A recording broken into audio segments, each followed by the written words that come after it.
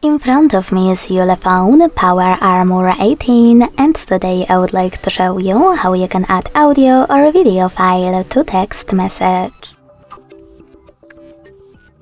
Begin by opening Messages app and selecting or creating a chat.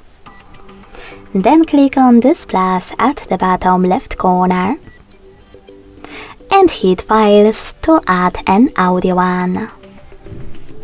Now you can click on Audio at the top to make it easier for you to look. And after locating your file, hold it and click on Select at the top right corner to attach it.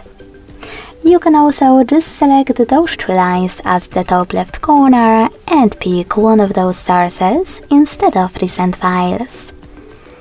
Either way, when I click on Select, my file was successfully added. To add a video one, you need to choose this icon of a camera and the photo at the bottom left corner. Click on your video right away if it's recent, or select Gallery and pick it from here.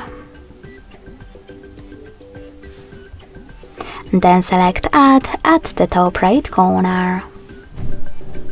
You can also click on Gallery, select Folders, look for your video here, hold it, and tap on Select.